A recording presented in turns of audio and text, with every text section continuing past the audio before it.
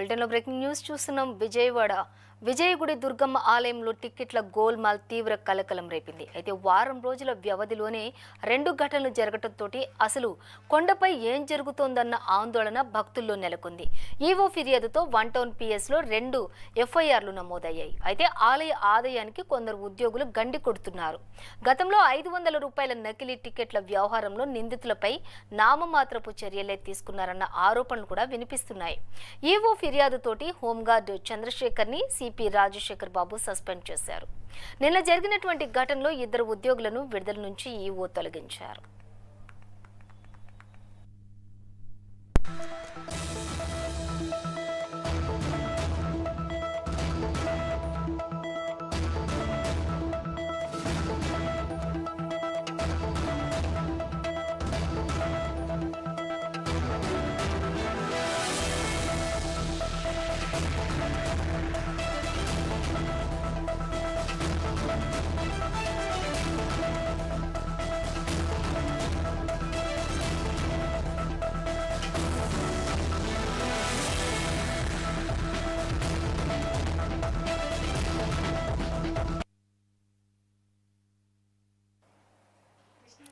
విజయవాడ దుర్గమ్మ ఆలయంలో టికెట్స్ గోల్మాల్ జరిగినట్లుగా తెలుస్తుంది. ఆలయ ఆదాయానికి గండి కొడుతున్న కొందరు ఉద్యోగులను ఉన్నట్లుగా తెలుస్తుంది. అయితే గతంలో కూడా నకిలీ టికెట్ల వ్యవహారంతో నిందితులపై అనేకసార్లు నామమాత్రపు చర్యలు తీసుకున్నప్పటికీ కూడా ఈవో ఫిర్యాదుతో హోంగార్డ్ చంద్రశేఖర్ని సస్పెండ్ చేశారు సిపి.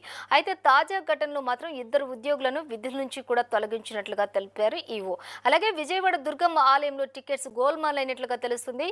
వారం వ్యవధిలో 2 ఘటనలు చోటు చేసుకున్నట్లుగా కూడా తెలుస్తున్నటువంటి పరిస్థితి నెలకొంది.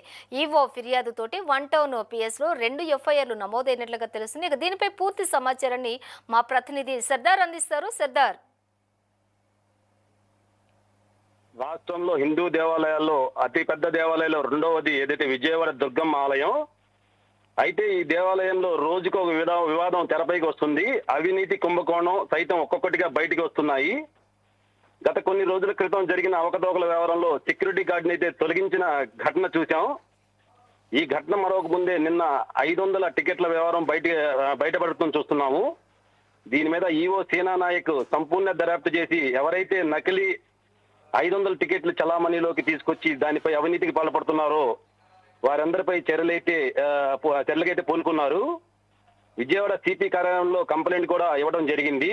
2 ఆలయ సిబ్బంది మీద కూడా ఎఫ్ఐఆర్ నమోదు చేయడం జరిగింది. గతంలో కూడా ఇలాంటి వ్యవహారంలో బయటపడటంతో అప్పుడున్న సెక్యూరిటీ గార్డు పైన కూడా ఎఫ్ఐఆర్ వేసి సస్పెండ్ చేయడం కూడా జరిగింది.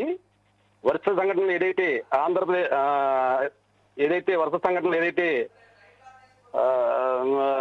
ఆంధ్రప్రదేశ్ తిరుమల తర్వాత రెండో పెద్ద దేవస్థానం అయినటువంటి కనకదుర్గ ఆలయంలో ప్రతిరోజు కూడా కొన్ని వేల మంది భక్తులు అమ్మవారిని దర్శించుకుంటూ ఉంటారు. ఒక తెలుగు రాష్ట్రాలే కాకుండా ఇతర రాష్ట్రాల నుంచి కూడా కొన్ని వేల మంది వస్తూ ఉంటారు. సో ఇలాంటి పవిత్రమైన దేవాలయాల్లో గుళ్ళో పనిచేసే సిబ్బంది ఇలాంటి చేతివాటం చూపించడం ఆలయంలో ఉన్నటువంటి అధికారుల నిర్లక్ష్యానికి పర్యవేక్షణ లోపాన్ని కూడా మనం తెలియస్తోంది. మనకు గతంలో కూడా అనేక పర్యాయాలు లడ్డు వ్యవహారంలో కానివ్వండి, ప్రసాదం వ్యవహారంలో కానివ్వండి, ఆర్థిక వ్యవహారాల్లో కానీ కూడా చేతివాటం అధికారులు చాలా మంది బయటపడ్డ సందర్భాలు కూడా మనం చూసాము. దీన్ని అలవాటుగా చూసుకొని ఎవరు ఏమి పట్టించుకోరు అనుకున్నారో ఏమో కానీ బహుశా చిన్న ఉద్యోగులు కూడా ఈ యొక్క చేతివాటానికి అయితే అలవాటు పడినట్టు కూడా చూస్తున్నాం. మొత్తం మీద దీని మీద అయితే ఈవో సీనానాయక్ అయితే సీరియస్ గా తీసుకున్నట్టు తెలుస్తుంది. ఈవో సీనానాయక్ వచ్చినప్పటి నుండి ఇప్పటిదాకా కూడా 3 సిబ్బందిని అరెస్ట్ చేసి జైలుకి అయితే కూడా పంపించిన దాఖలాలు అయితే ఉన్నాయి. మొత్తం మీద అయితే ఈవో సీనానాయక్ మరింత దృష్టి పెడితే ఇంకా మరికొంతమంది అక్రమార్కులు బయటపడే అవకాశాలు కూడా లేకపోలేదు. Amulya, right, thank you for the updates Sardar.